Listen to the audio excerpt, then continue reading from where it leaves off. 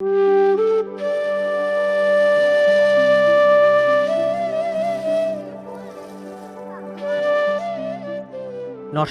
নজরপুরের কৃষক ইকবাল বকশী তাকিয়ে আছেন মেঘনার ওপারে।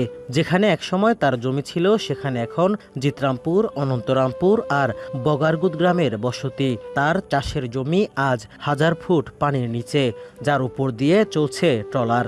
নেই কোনো অধিকার, নেই দাবি। নদীর এপার ভাঙে ওপার গড়ে, আদিম এই ভাঙাগড়ায় সব হারিয়ে তিনি আজ অধিকারহীন, নিথর দর্শক।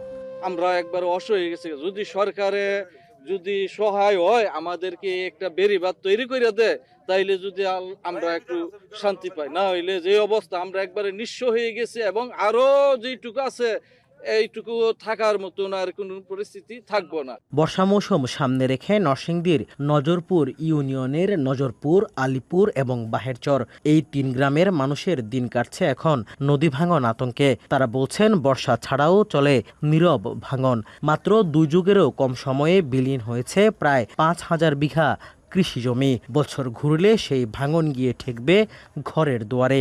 দিশেহারা গ্রামবাসীর দাবি বেড়িবাঁধ নির্মাণের। তাদের জমি জমা কিছু আছে, এরা আছে, আর যারা নাই এরা চলে গেছে।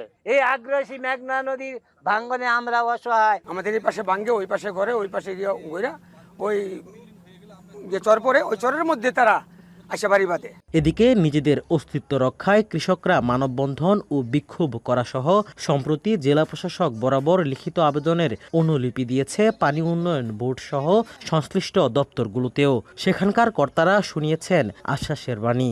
আমরা আসলে এগুলো পর্যায়ক্রমে এই ব্যাপারে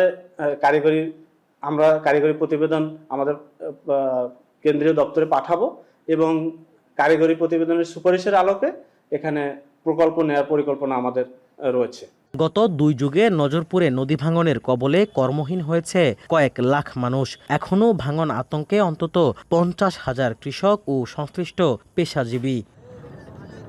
রাকিবুল ইসলাম, এখন নরসিংদী।